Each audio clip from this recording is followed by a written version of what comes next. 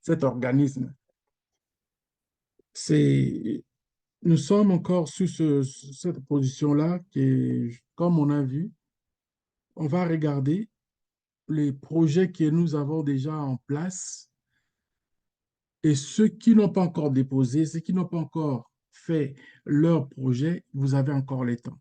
Vous avez encore les temps. Et même ceux qui m'ont déjà envoyé leur projet, ne vous tracassez pas. Si vous avez encore des choses à ajouter, faites-les.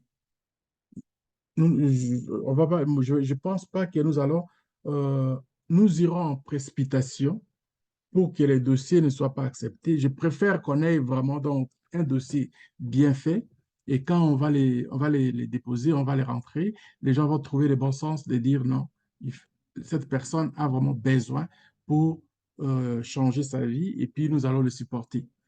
Et d'autant plus que ces comités-là qui font pour l'acceptation, c'est des gens qui ont aussi des gens de la bonne volonté. C'est des assistants, des gens qui ont le sens de l'assistance sociale. Alors, je préfère autant qu'on prenne un peu plus de temps d'évaluer nos projets et les rentrer. On va s'inscrire d'abord, hein, ce n'est pas un problème, mais pour rentrer les dossiers et demander le prêt, il faudrait vraiment qu'on se concentre à regarder les dossiers deux, trois fois, à deux, trois niveaux. Donc là, on reviendra. Alors, pour ça, c'était comme une introduction vraiment, parce que je voyais à un moment donné comme si les gens ne voient pas vraiment, comme s'il y avait un manque de croyance quelque part de dire qu'on fait seulement le cours et puis on ne sait pas où on s'en va. Non, moi je vous ai promis, on va faire des choses concrètes. On va aller doucement, lentement, mais sûrement. Donc, la connaissance, c'est le pouvoir. Comme disent les Anglais, the knowledge is the power. Quand vous avez la connaissance, vous avez le pouvoir. Toutes ces choses-là, même moi, je ne savais pas. Et parmi nous aussi, beaucoup de gens sont dans la diaspora, ne savent même pas ce genre de choses qui peuvent faire bénéficier aux gens au pays. Alors, quand on a la connaissance, on découvre des choses. Et c'est ça, ce que moi, ce qui m'intéresse plus. Donc, on va aller et on va arriver. OK, faisons un effort de comprendre ce que je vais faire ici pour l'orientation, l'orientation de votre projet. Si vous l'avez déjà fait, c'est dans ce contexte, dans ce sens ici que vous avez ici. J'avais déjà préparé ça depuis le temps ce cours ici, mais je regarde le projet que vous avez présenté. Beaucoup ont choisi ces domaines-là. Et ce sont des domaines qui, quand vous rentrez dans l'entrepreneuriat et que vous mettez vraiment des efforts, vous n'allez pas manquer les coups. OK. On parle de quoi? Actuellement en Afrique, qu'est-ce qu'on s'attend? Où est-ce qu'on devrait mettre les efforts pour arriver à créer quelque chose qu'on va réussir? C'est d'abord pour faire le plan d'affaires, c'est ça ce qu'il faut voir. Savoir d'abord le désir, votre rêve à vous, c'est quoi? Dans quel domaine sentez-vous beaucoup plus à l'aise que si vous évoluez, vous allez réaliser vos rêves, vous allez atteindre vos objectifs et que être, ça va être bénéfique pour vous d'abord et pour la communauté. Alors ici, qu'est-ce que moi j'ai fait cette étude-là personnellement, des recherches que j'ai fait, je me suis limité à des domaines. Vous allez voir que ce sont des domaines que j'ai placés, mais il y a des choses aussi connexes dans lesquelles vous avez choisi de faire votre business que vous avez écrit. Ne changez pas, mais on va améliorer par rapport à ce genre d'études. Nous allons travailler ensemble. Vous allez présenter votre projet. Présenter votre projet, comme je dis toujours, vous allez me vendre votre projet. Quand vous allez le présenter, moi, je vais regarder. Avec tout le monde, on va écouter. On va poser peut-être des questions pour savoir si vraiment c'est ça le projet que vous voulez faire et puis aller jusqu'au bout. Et à vous de convaincre les gens. À vous de voir vraiment donc votre intérêt. Ne regardez pas l'intérêt que les autres vont poser des questions. Nous ne sommes que des assistants. On va vous assister. On va vous venir en aide de pouvoir élaborer encore plus, s'il faut élaborer encore plus le projet. C'est ce que nous allons faire. Et après, une fois terminé cette étape-là, et vous allez maintenant dans votre inscription que vous aurez, vous aurez déjà fait avec Kiva pour rentrer maintenant votre demande. Voici mon projet et puis vous les rentrez et on attend ce que ça va arriver. Alors, en attendant, qu'est-ce que moi j'ai écrit avant qu'on arrive là? Actuellement, l'Afrique est une destination tendance pour les entrepreneurs, principalement en raison des opportunités infinies qu'elle offre. Donc, l'Afrique offre beaucoup, mais beaucoup, beaucoup d'opportunités. Imaginez au début, quand je vous disais, c'est comme écrire, on a deux livres qu'on a exposés devant nous, un livre qui est déjà full, écrit en caractère d'une Bible, d'un Coran ou bien on a mis d'un côté, et puis un autre livre de l'autre côté, il est quasiment, les pages sont vides. J'ai comparé l'Occident, c'est comme la Bible, et l'Afrique, c'est comme les livres vides là. En quoi je vais dire là? C'est-à-dire, ici, par exemple, en Occident, là où moi je me trouve, par exemple, comme ici au Canada, pour réaliser un gros projet, par exemple, des grandes envergures, comme je vois, de ce que vous avez préparé, ça coûte des yeux de la tête. Ça coûte, beaucoup d'argent et les gens qui ont déjà l'argent, ils veulent pas ça. Une fois que vous sortez un projet comme ça et qui dépasse un petit peu par rapport à leur intelligence qu'ils avaient, soit ils vont acheter votre projet, vous acceptez que vous soyez, qu'ils achètent votre projet et ils vont vous employer, ou alors vous acceptez que vous jouez dans une compétition que vous n'allez pas réussir, vous n'allez pas gagner. Ça, c'est dur. Alors, c'est pourquoi vous voyez souvent des gens qui sont en Occident, tant bien mais des fois, il y en a même pas il y en a qui n'ont même pas d'argent, mais ils courent avec des petits trucs, vendent des affaires usagées, des choses comme ça. C'est parce que ils se voient dans une situation que là, même en vendant peut-être ces usagers, il va se faire plus d'argent rapidement que s'il essaie de vendre ici, parce qu'ici, il ne va pas les vendre. Il ne va pas les vendre. Donc, ce sont ce genre de choses-là qu'il faut comprendre. Alors, en Afrique, il y a tellement d'ouverture que moi, quand je suis là, quand je lis, par exemple, le projet ici, je capote. Je me dis, waouh, c'est ça ce qu'il faut. Et alors, il faut encourager les gens vers ça. C'est ce que les Asiatiques ont fait.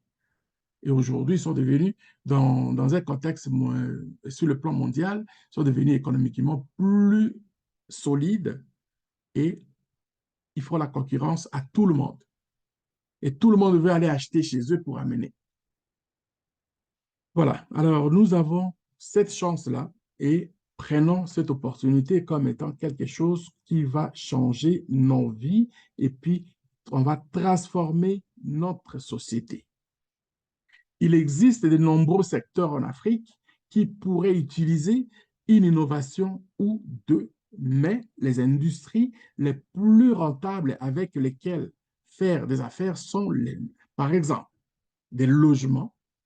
Ça, même ici, des logements, ça traîne pas. C'est-à-dire, quand vous rentrez dans l'immobilier, c'est-à-dire que vous allez vous faire de l'argent, mais pour rentrer, ce n'est pas évident. Il faut avoir un peu de moyens et ça, c'est pas facile. Mais en Afrique, je pense que relativement, c'est facile, facile même. La gestion des déchets, c'est-à-dire dans l'écologie. Ça, beaucoup de gens ne pensent pas encore ça, même ne pensent même pas à ça en Afrique. On en parle, mais ils ne savent pas de quoi il s'agit vraiment. Et tu regardes partout, il y a des déchets. Partout, il y a des poubelles. Donc alors, ça dit les gens n'ont pas encore compris l'essence de l'écologie. Mais les jours où ils vont découvrir ça, la technique, comment le faire, mais c'est de l'argent. Ouais. La technologie moderne. On parle de l'Internet, on parle de la technologie de l'information, on parle de tout ce qui fait aujourd'hui rage à travers le monde. Et en Afrique, imaginez, les gens se servent toujours partout et les gens se servent plus de téléphones que des ordinateurs. Et l'Internet, c'est comme si c'était quelque chose de... des luxes à la maison. C'est pas normal. Nous devons nous battre pour arriver à faire de ce genre de business comme étant bon, une réalité actuelle. La vente au détail et l'agriculture. Ça, j'ai énuméré que quelque chose, quelques domaines, si vous rentrez dedans, que vous avez la possibilité de travailler pour vous, c'est rare que vous allez voir, ils vont faire des pertes. Je n'ai pas mentionné d'autres projets à un certain niveau, comme par exemple les écoles, les hôpitaux. Si vous avez moindrement un petit peu de moyens que vous voulez, vous construisez une école, l'école ne fait jamais faillite. Si vous voulez construire une école, construisez une école moderne et vous allez voir que les enfants vont se jeter, les familles vont venir. Et bon, ça dépend de ce que vous voulez faire. Ça, à ce niveau-là, si vous avez des rêves à faire ce genre de choses-là, on va s'asseoir, on va faire un budget, on va faire vraiment donc on va faire un grand travail pour ça. Ne vous en faites pas. Et même un hôpital, si vous voulez faire un hôpital, donc pensez-y. On peut s'asseoir, on sort les livres, puis on fait des comparaisons, on sort vraiment donc. Et les hôpitaux ne font jamais de pertes. Les gens ont toujours besoin de la santé. Donc, il y a beaucoup de domaines que je n'ai pas mentionnés. C'est juste question de budget. Mais au niveau des rentabilités, donc si vous voulez faire d'autres choses comme les écoles, les hôpitaux, on est là. On va faire le travail ensemble.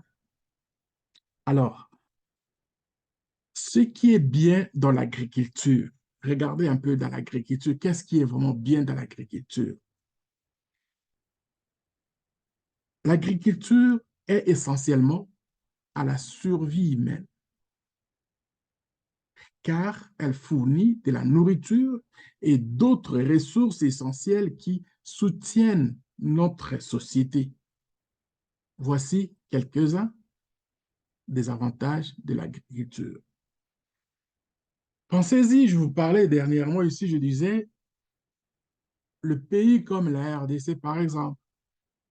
Moi, je suis né à la RDC aujourd'hui, à l'époque, c'était le Zaïre. Donc, il y a eu un temps où on parlait des diamantifères, les gens qui allaient chercher des diamants. Les diamants, c'était la ville la plus qu'on écoutait en ce moment-là, c'était Chikapa. À Kinshasa, tu vas voir les jeunes gens qui couraient, qui partaient. Il y en a qui arrêtaient même l'école et ils partaient à la recherche d'Eldorado à Chikapa pour aller chercher quelques pierres de diamant. Et ils faisaient de l'argent. Et ces gens-là, est-ce qu'aujourd'hui, tout le monde qui a gagné de l'argent à ce moment-là, est-ce qu'il est riche? Je ne crois pas. Et ça, c'est une mauvaise vision de l'État en général. Puis si vous voyez aujourd'hui, les gens sont dans la difficulté aujourd'hui, plusieurs difficultés. Le pays est dans une situation où on parle de rébellion qui n'existe même pas, mais c'est une réalité qui fait euh, tuer des gens, une réalité qui dure depuis 3 décennies. À mon avis, c'est d'abord un problème de société, un problème de vision de l'État qui manque largement pour garder les gens dans la sécurité. La première sécurité qu'ils devaient mettre d'abord pour garder les territoires aussi en paix, je pense, c'est la sécurité alimentaire, qui est chose faisable en moins de quelques mois.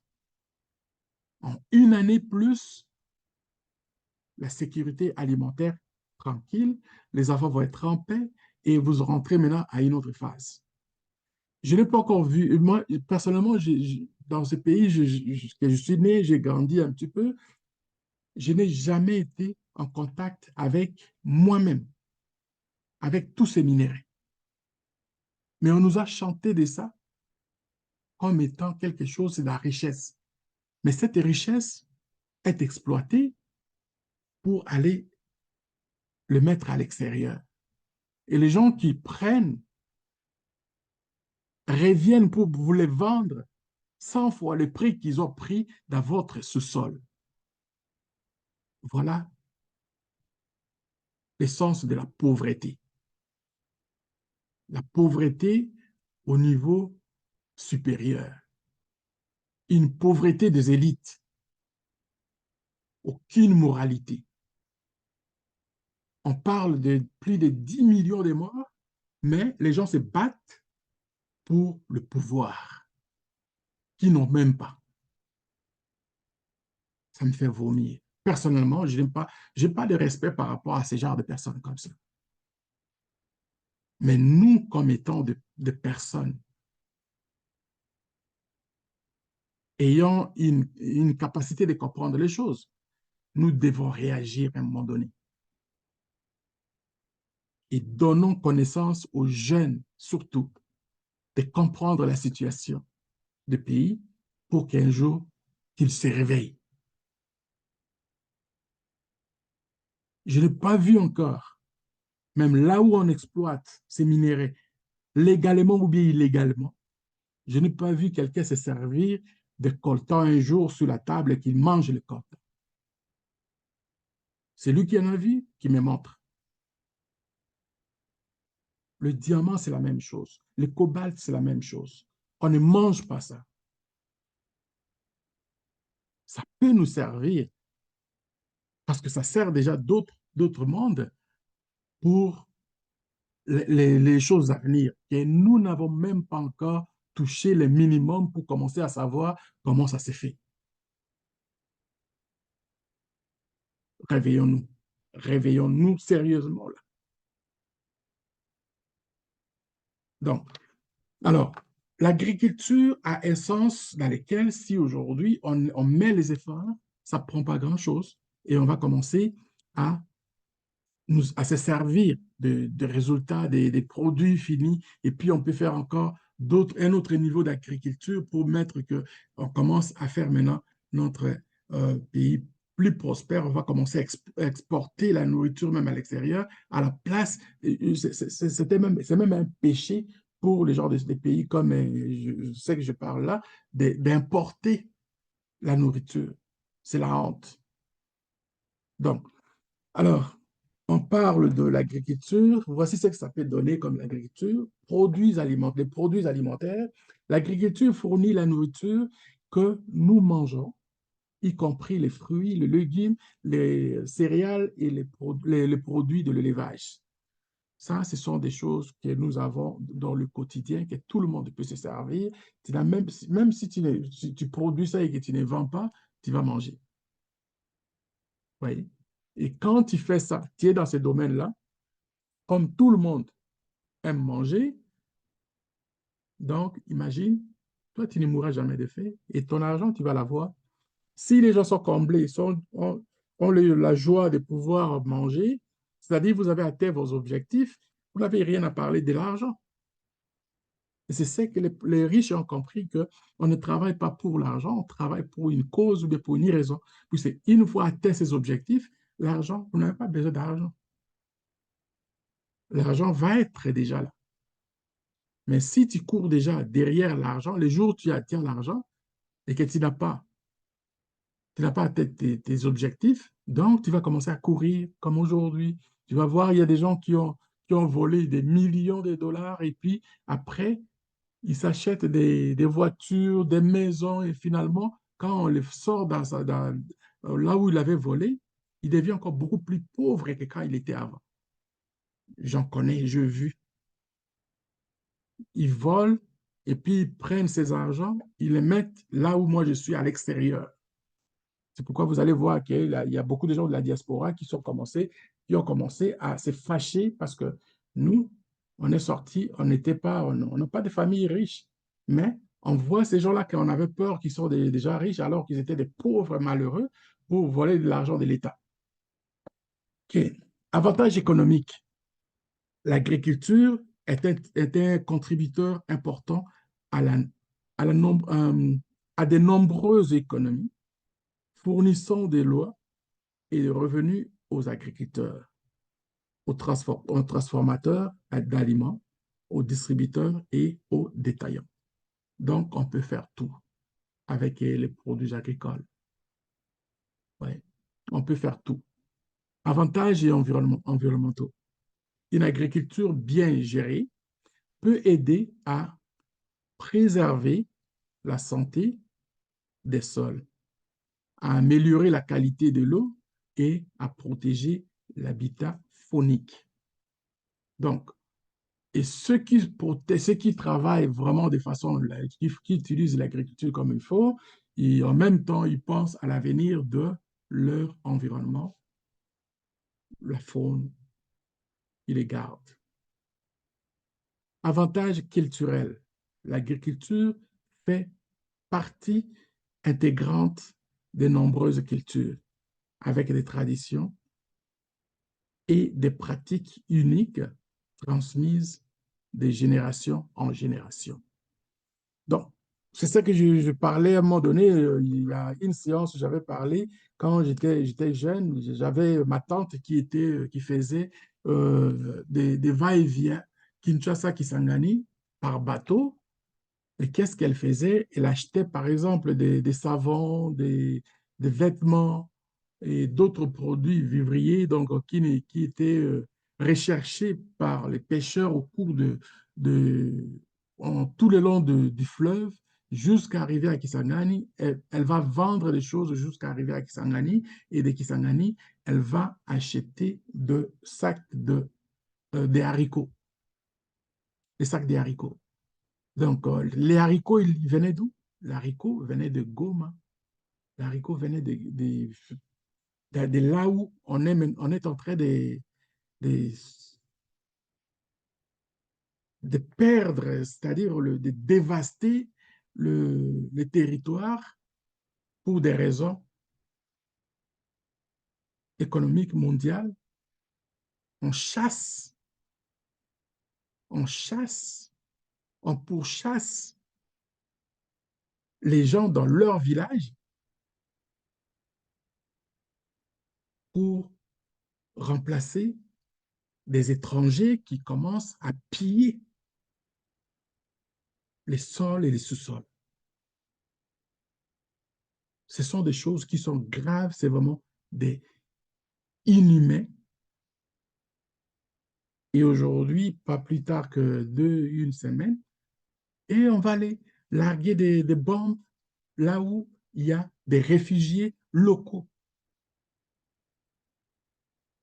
Donc, ce sont des choses que nous devons nous battre tous pour éradiquer.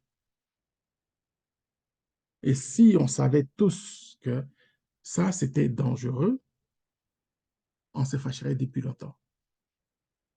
Mais il y en a des traîtres qui sont dedans, qui permettent que cela se réalise. Mais un jour, ça finira. Dieu n'est pas injuste. Dieu est grand. Sécurité alimentaire. Un secteur agricole solide contribue à garantir que les communautés aient accès à des aliments sains, abordables et nutritifs. Donc, si on veut sécuriser notre agricole, nos produits agricoles, il y a ce qu'on appelle comme aussi le contrôle de qualité des produits, des marchandises, de ce qu'on fait. C'est-à-dire, chez nous, c'est même pas compliqué. Tout, c'est des bio. Et quand je lis vos projets, je ne vois pas, il n'y a pas quelqu'un qui mentionne ce genre des choses, donc des produits comme ceux qu'on achète de l'extérieur. On doit commencer d'abord par regarder et puis à un moment donné, on découvre même qu'il y a des dérapages. À un moment donné, ils nous envoient des produits qui ne sont pas sains. Ça, c'est aussi dangereux pour la population. C'est des poisons à retardement. OK, innovation. L'agriculture a connu de progrès significatifs dont la technologie, le technique et la génétique, ce qui a conduit à une productivité et une efficacité accrue. Mais là, j'ai rentré ça, j'ai écrit ça même au niveau de l'innovation parce que il faut se préparer à tout. Il faut se préparer à tout. Que quand vous avez, par exemple, vous arrivez à un certain niveau de production, avoir besoin de l'innovation. L'innovation, c'est dans la technique des choses qui c'est comme ça se passe ailleurs. Okay? Ça se passe ailleurs et on ne passera pas à côté. Si on peut le faire, on le fera. Mais jusque-là, chez nous, tout est encore bio. On n'a pas besoin de produits chimiques. Dans l'ensemble, l'agriculture joue un rôle essentiel dans notre société et présente de nombreux avantages essentiels à notre survie et à notre bien-être. Qui ne mange pas? Qui ne voudrait pas manger? On veut tout ça. On veut ça et à un moment donné, si vous avez déjà vos projets dans ce sens-là, je pense que vous n'êtes pas dans le mauvais choix. Parce que il est important de savoir, c'est la loi d'offre et la demande. Comme aujourd'hui, on regarde beaucoup de produits sont achetés à l'extérieur par manque de lucidité, donc les gens ne comprennent pas, on importe des choses à l'extérieur et imaginez que vous qui aujourd'hui vous attendez ce genre disons, vous avez ce genre de connaissances, lancez-vous et ne regardez pas à l'extérieur. Mettez vos efforts à ce que vous savez que vous allez faire, vous allez travailler pour d'abord, gagner votre vie et en plus de cela, vous allez aider votre communauté euh, à se développer convenablement. Bon, voilà un peu là où c'est cette partie-là et heureusement qu'il s'était déjà préparé avant. J'espère que je suis pas, j'ai pas dérapé par rapport à ce que je vous ai dit au début, j'étais pas du tout à l'état de présenter ça, mais j'ai quand même, je connais quand même le sujet que j'ai préparé depuis longtemps, que je l'ai déjà présenté avant, et j'espère que que vous avez capté quelque chose. Laisse-moi maintenant voir ce que M.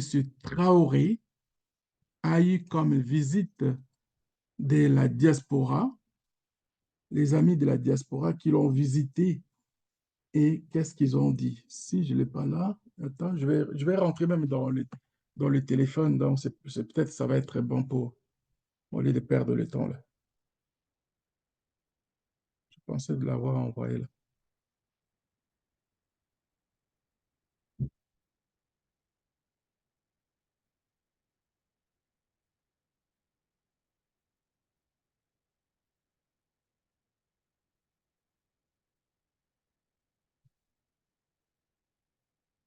Ça ne sera pas là.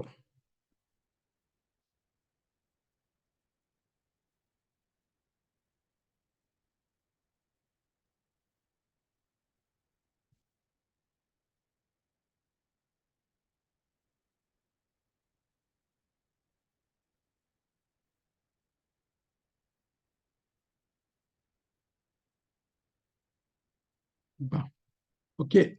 Je vais mettre le son. Aujourd'hui est vraiment un rêve qui se réalise.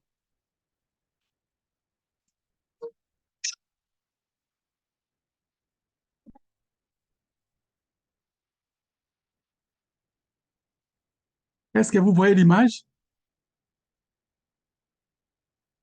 Allô? Quelqu'un peut me dire si vous avez vu, vous voyez, ah non, pas encore. Non, on ne voit pas d'image. Non. Oui, on voit l'image, on voit l'image. Oui, on voit. D'accord. Maintenant, c'est bon. OK. On voit C'est bon. l'image. Oui.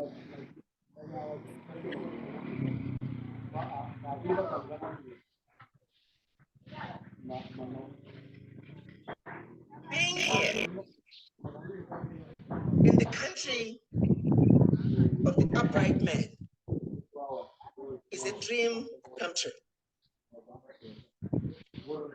To President Traore, Excellence, Monsieur le Président Ibrahim Traoré, être ici sur la terre du Burkina Faso aujourd'hui est vraiment un rêve qui se réalise. La terre du Thomas Sankara. Et nous voyons en vous la réincarnation du capitaine Thomas Sankara.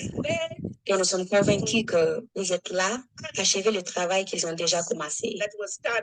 Le travail qu'ils ont commencé dans les années 60, quand ils ont formé l'organisation de l'Union africaine pour donner une voix à l'Afrique et pour unir l'Afrique. Excellence, Monsieur le Président, nous pensons que ce qui se passe aujourd'hui dans le Sahel, au Mali, au Niger et au Burkina Faso, ce ne sont pas des coups d'État, mais une révolution. Une révolution pour unir l'Afrique. Et l'Afrique doit s'unir. Et nous sommes convaincus que cette révolution va aller au-delà des frontières du Sahel. Monsieur le Président, vous nous avez démontré qu'il est possible de chasser le procès pour sauvegarder la terre de nos ancêtres ou nos enfants. Nous sommes là aujourd'hui, Monsieur le Président, pour 3 missions. La première mission qui nous amène aujourd'hui, c'est que, Monsieur le Président, je vous amène avec moi une délégation de descendants de la diaspora. Parmi eux, il y a des descendants des Africains qui étaient arrachés à l'esclavage depuis déjà près de 400 ans. Parmi eux, il y a aussi des Africains qui vivent à l'extérieur, aux États-Unis, en Australie, en Europe, dans les Caraïbes, en Amérique latine et dans plusieurs d'autres pays africains. Parmi ceux de la diaspora, il y en a ici ce matin qui, c'est leur première fois de fouler le sol africain. Ils amènent avec eux l'esprit de leurs ancêtres dont on a arraché à l'Afrique pendant près de 400 ans. Ils ramènent leurs esprits pour qu'enfin ils se reposent en paix dans la terre du Burkina Faso de Thomas Sankara. La deuxième raison pour laquelle nous sommes là, Monsieur le Président, c'est pour vous apporter notre soutien et dire que nous sommes avec vous. Vous êtes tout ce que nous avons espéré et nous avons voulu d'un président. Monsieur le Président, quand nous nous apprêtions à venir ici, on nous a dit qu'il ne faut pas venir au Burkina Faso. Il y a une ligne rouge au Burkina Faso, c'est la guerre et c'est pas stable, c'est pas sécurisé. Mais je vous rassure, Monsieur le Président, plus ils nous ont dit que le Burkina Faso n'est pas sécurisé et que c'est dangereux, plus nous avons couru vers le Burkina Faso. Et nous sommes fiers d'être là aujourd'hui pour constater le travail qui a été déjà achevé. Vous et la population du Burkina Faso. Alors c'est normal et c'est notre responsabilité d'être là ce matin pour vous dire, Monsieur le Président, que nous sommes là, nous vous supportons, nous sommes avec vous et nous sommes capables et nous sommes compétents et nous voulons aider. Et la troisième mission pour laquelle nous sommes là aujourd'hui, Monsieur le Président, c'est justement pour demander comment est-ce qu'on peut apporter notre soutien à votre leadership et à cette transition. Parmi nous, il y a des experts comme des ingénieurs, des architectes, des docteurs, des businessmen et encore plein d'autres. Et tout ce que nous rêvons, Monsieur le Président, c'est d'apporter nos capacités et nos expertises pour aider à construire le Burkina Faso, notre Burkina Faso, et d'aider à construire l'Afrique unie que nous rêvons autant. So we are here. Our third mission is to see what can we do, Mr. President, to play our part in building the Burkina Faso we want. Je suis ému et très content de vous voir ici au Burkina Faso depuis les événements de la SNC. C'est plus qu'un plaisir que vous ayez choisi de venir ici au Burkina. On vous a sûrement dit que c'est un pays infréquentable. On vous a dit que c'est la mort ici, c'est la guerre. Il n'y a que du négatif. On a peint le Burkina en noir. Ici, il ne coule que le sang, les armes. C'est ce qui se dit ailleurs. Dieu merci, vous êtes bien arrivés. Vous avez pu être à Bobo Dioulasso, vivre avec nous notre culture, ce qui nous lie, nous, Africains. Vous avez pu communier avec beaucoup, fêter avec nous. Tout s'est très bien passé. Vous êtes à Ouagadougou et j'espère que vous êtes très bien accueillis, très bien logés et que vous arrivez à communier avec vos frères ici. C'est un message important que vous envoyez à tout le monde. Et à présent, vous serez les ambassadeurs de ce message-là quand vous retournerez chez vous. Que le Burkina est bien fréquentable. Nous vivons au Burkina Faso. Ce qu'ils veulent faire croire, ça, ce n'est pas le Burkina. C'est ce qu'ils décident pour amener les gens à fuir le Burkina. Et c'est toute l'Afrique qu'ils dépeignent comme ça. Pour eux, l'Afrique, c'est la misère. L'Afrique, c'est la famine. L'Afrique, c'est la guerre. Qui est responsable de ces guerres? Nous avons besoin de nous unir. Mais ils ont toujours été là pour nous diviser, pour pouvoir mieux régner. L'esclavage, nos ancêtres l'ont vécu. Jusqu'à aujourd'hui, nous en avons marre dans nos chairs. Mais ça continue. Nos grands-pères étaient déportés, torturés. Et encore, quand ils avaient leur guerre, on a été les soutenir. Ils nous ont payé en monnaie de singe. D'autres ont été tués lorsqu'ils ont essayé de revendiquer. Plusieurs d'entre eux sont morts dans leur village avec les séquelles de la guerre. On n'a jamais reconnu le travail de l'Africain. Notre mission, c'est d'abord d'éveiller l'Afrique. Et qui mieux que vous, de la diaspora, pour faire comprendre ce que c'est que l'Afrique. Quand je vous vois unis dans cette association, je me sens encore plus fier parce que c'est tout ce que nous demandons. Aujourd'hui, notre combat, c'est pouvoir nous unir. Parce que unis, nous sommes forts. Divisés, on est faible. Ils ont toujours travaillé à nous diviser. Je vous exhorte à passer le message pour que l'Afrique puisse s'unir. Nous avons la chance ou la malchance de vivre la guerre depuis quelques années. Et à un moment donné, il fallait dire c'est assez. Nous en avons marre. Nous avons pris nos responsabilités et nous nous rendons compte aujourd'hui plus que jamais que nous avons eu raison de prendre nos responsabilités. Parce que ces armées étaient installées ici. N'ont jamais pu, en aucun moment, surveiller notre territoire pour voir des terroristes qui venaient nous tuer et repartir avec tous les moyens qu'ils avaient. Lorsque nous avons demandé de partir, aujourd'hui nous avons pu acquérir un bon nombre de moyens qui nous permettent de faire notre guerre et d'éloigner la menace et de l'endiguer, je dirais. Nous avons pu équiper nos forces et reconstituer nos armées. Ça ne les plaît pas. Forcément, ils vont créer d'autres schémas. Mais nous sommes là et nous tiendrons grâce à vous qui êtes humains.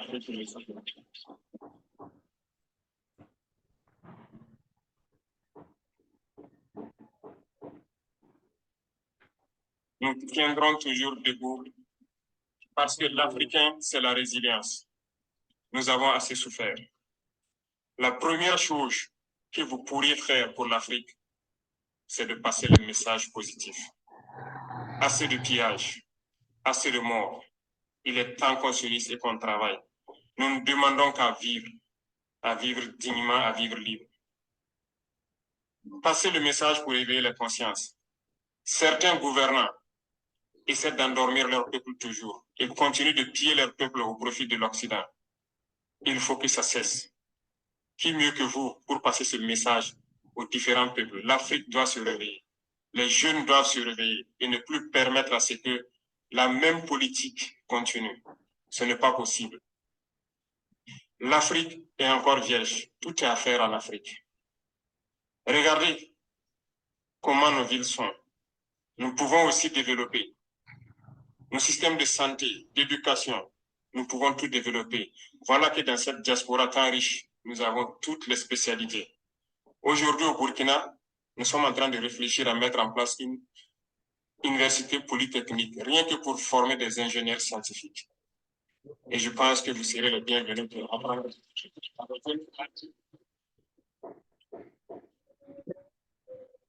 Parce que tant que nous ne formerons pas la jeunesse à ce que nous puissions nous-mêmes produire et transformer ici sur place, nous resterons toujours esclaves. La souveraineté, c'est tout un ensemble. Nous sommes en train de nous battre pour l'autosuffisance alimentaire. Ceux-là qui peuvent investir dans l'industrie agroalimentaire pour transformer nos produits ici, vous êtes les bienvenus. Nous produisons tout ici. Tout pousse sur nos sols. On a tout expérimenté au bout d'1 an et quelques. Tout pousse au Burkina. Ceux qui veulent investir dans l'agriculture sont les bienvenus. Ceux qui veulent investir dans la transformation sont les bienvenus. L'éducation, nous voulons transformer l'école. Parce que le formatage que nous vivons actuellement, c'est depuis l'école. Ils nous ont canalisés, de sorte que les intellectuels, pour la plupart, ne peuvent pas réfléchir, sortir des sillons qu'ils ont tracés. Dieu merci, les consciences sont en train de s'éveiller. On a besoin de plus, on a besoin de changer le système éducatif. Vous êtes les bienvenus. Et il y a beaucoup d'autres chemins. Ils étaient en train de piller nos richesses. Aujourd'hui, nous sommes en train de reprendre le contrôle. Et nous n'allons plus jamais laisser nos richesses piller parce que nous avons envie de vivre, nous avons envie de voir nos enfants soignés, éduqués, grandir en paix et vivre dans un environnement sain. Donc, nous sommes ouverts et vous serez les bienvenus en Afrique pour développer votre continent, pour unir votre continent et passer le message de cette unité. C'est très important. Continuez à passer le message pour que les jeunes se réveillent, qui ne nous laissent plus, nous dirigeants, faire d'eux les esclaves pour les autres. Ça ne doit pas être permis. Il y a certains pays aujourd'hui où nous avons envie de passer des messages. Mais je pense que vos voix portent encore plus. Parce que vous êtes des ambassadeurs partout où vous êtes, que ce soit en Amérique, en Europe, aux Caraïbes. Vous êtes des ambassadeurs. Et quand vous parlez, ça peut réveiller. Et je vous exhorte à parler. C'est la mission que je vous confie pour réveiller le continent. Bon séjour à vous.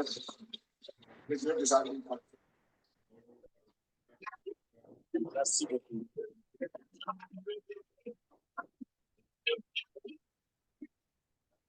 Bon, alors, vous voyez ces genres de messages comme ça que moi, dans mon cœur, je porte et j'aimerais vraiment qu'on aille jusqu'au bout dans nos entreprises. Ne prenez pas ça à la légère parce que c'est comme ça que même les Asiatiques se sont réveillés. Les Asiatiques se sont réveillés à partir de ce qui était de la diaspora, parce que après la Deuxième Guerre mondiale, ils ont commencé à envoyer les Coréens, les Chinois, envoyer leurs enfants beaucoup aux États-Unis. Et ces enfants ne sont pas restés aux États-Unis. Et quand ils finissaient les études, ils retournaient. Ce n'est pas comme les Africains. Les Africains, on vient, on reste. Pourquoi? Parce que chez nous, il y a une contradiction. La contradiction est que ils ont fait de cette classe-là, ils ont créé une petite élite qui mate la population. Et ceux qui sont sortis de l'extérieur comme nous, quand on regarde ça, ou alors quand tu arrives que tu veux commencer à donner ce genre d'idées, on s'attaque à toi. Et il y en a qui perdent leur vie comme ça. Donc, il faut, nous tous, on se réveille, qu'on fasse un jumelage, et dans ces jumelages-là, on aille avec des idées comme celles qu'on a ici. Les entreprises, hein, s'ils veulent tuer les entreprises, ils vont commencer d'abord par se tuer eux-mêmes parce qu'ils vont vouloir manger, ils vont vouloir vivre. Et s'ils veulent vraiment vivre, donc avec ce qu'ils font, ils vont faire, c'est-à-dire c'est vraiment des bêtises qu'ils font. Ils volent l'argent pour mettre ça à l'extérieur. Un ministre de l'Éducation, il prend ses enfants. Les enfants n'étudient pas au pays. Ils vont envoyer leurs enfants pour étudier à l'étranger. Un ministre de la Santé, il est malade. Il quitte le pays pour aller se faire soigner à l'extérieur. Le président est malade. Non, il faut qu'il aille prendre des soins appropriés.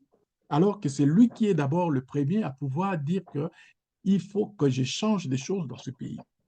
Donc, il faut une révolution dans la tête, la connaissance.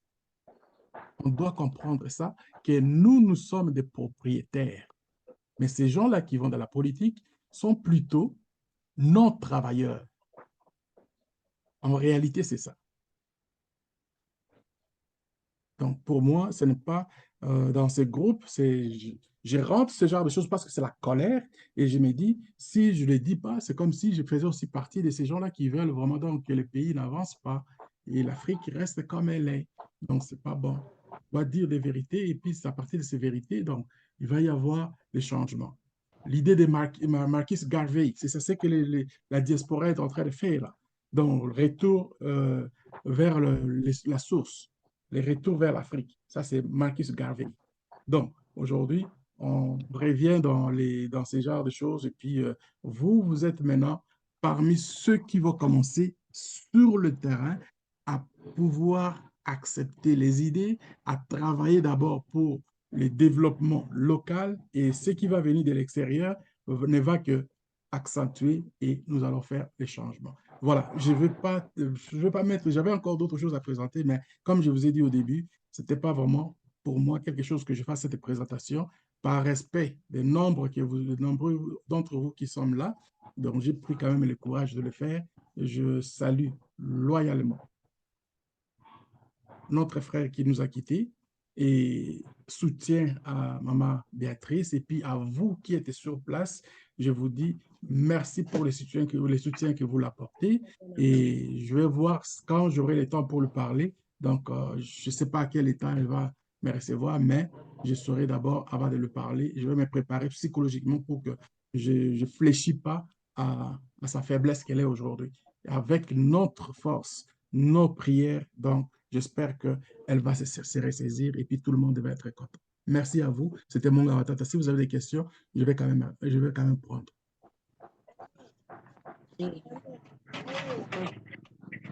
Oui, merci, coach. Nous sommes ravis parce que chaque fois, vous êtes en train de nous dire de prier. C'est Maman Denise. Oui, je t'entends. Oui.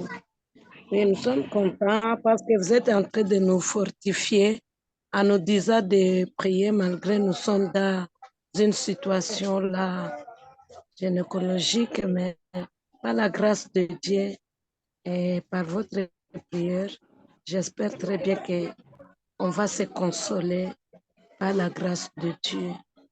Et aujourd'hui, non, vous avez des questions? Il n'y a pas de questions. Peut-être on va encore écouter les messages parce que nous sommes dans une situation là, nos têtes ne fonctionnent pas bien. Si vous pouvez nous aider, on va poser les questions le mercredi après avoir terminé ce que nous sommes en train de faire à cette heure. Merci. Pas de problème. OK, alors les autres comme... Bonjour. Bonjour. Oui, leader, je vous salue avec respect et considération. Merci. Vraiment, on est vraiment enthousiasmé avec ce message qui vient nous booster davantage.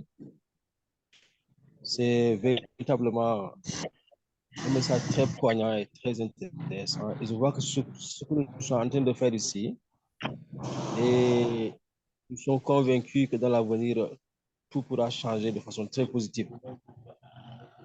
Alors moi, je suis véritablement intéressé par la gestion des déchets, notamment les déchets environnementaux.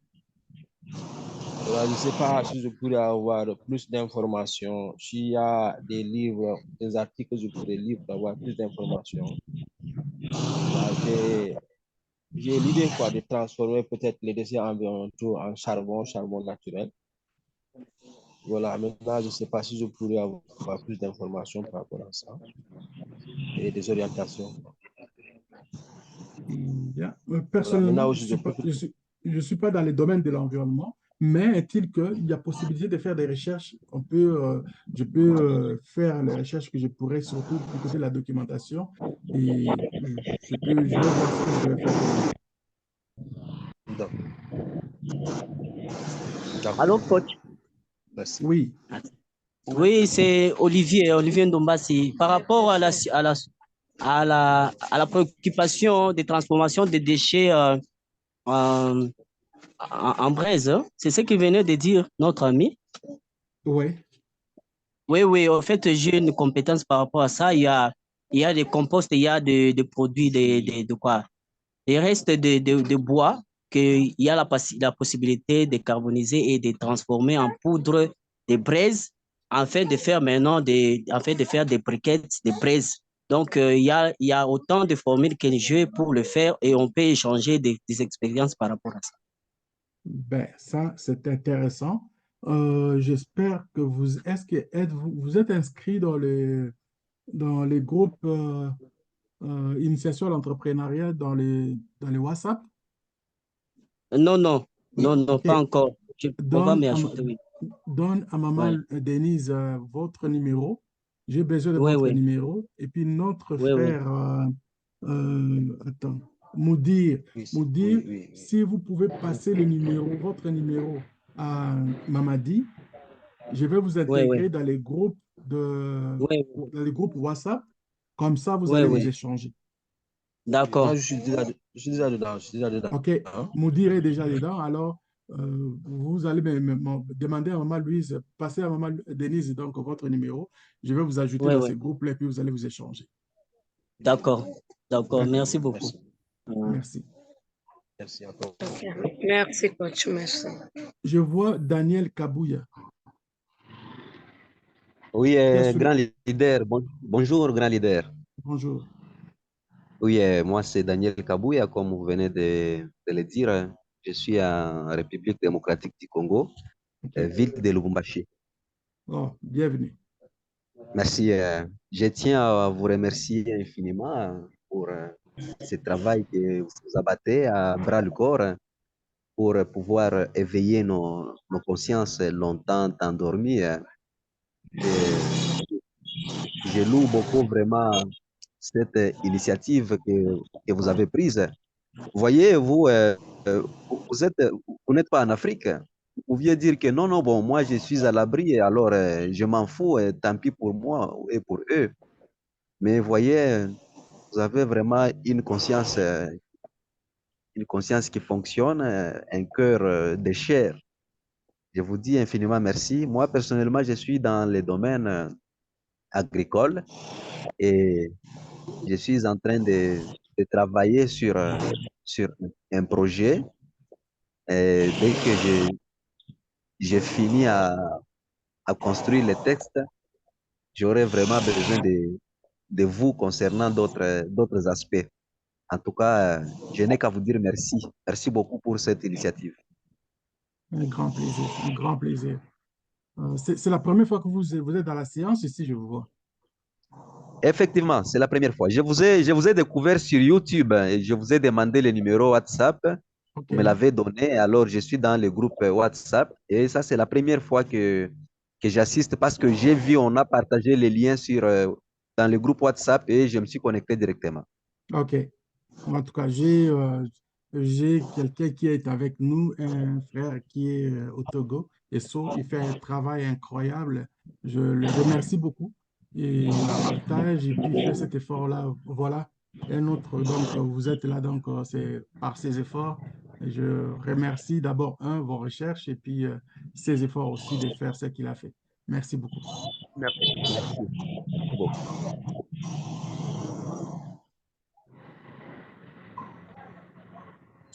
Et alors, merci, je remercie tout le monde. Coco de Caillou, avez-vous une question? Bonjour monsieur. Non monsieur, je n'en ai pas de questions puisque c'est ma première fois de participer aussi à la séance. Bon, Je, vous appelez d'où? oui, Vous êtes où? je suis de nationalité centrafricaine, je suis réfugiée au Togo. OK. Voilà. Sangonini. Voilà.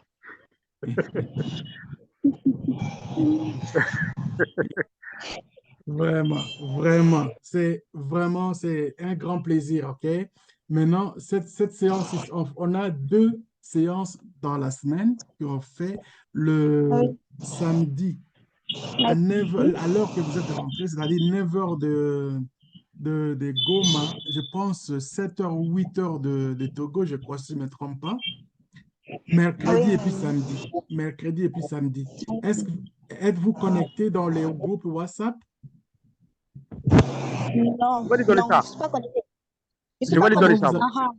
Qui vous a Je connecté? vais lui donner ça. Boss, je vais lui donner ça. Hein. Je suis avec elle. Merci, merci beaucoup. Merci vraiment, Isso. Donc, un bon travail. Donc, tiens, un vrai bâton. Donc, merci à tout le monde. Prenons cette journée de méditation pour notre frère qui nous a quittés et disons que Maman Denise, aussitôt que vous avez Maman Béatrice, faites-les connecter. Moi, j'aimerais lui dire quand même une petite salutation d'encouragement et puis je vais te parler un peu plus tard quand je vais me réveiller. Oui, merci, merci. Merci. Bye. Asante, asante. Unaenda? Naenda kulala. Asante, asante. Nachoka. Unachoka. Pole, pole. Oh, yeah. Pole, courage, courage. Merci, merci. Bye. On va se parler. Bye. Merci.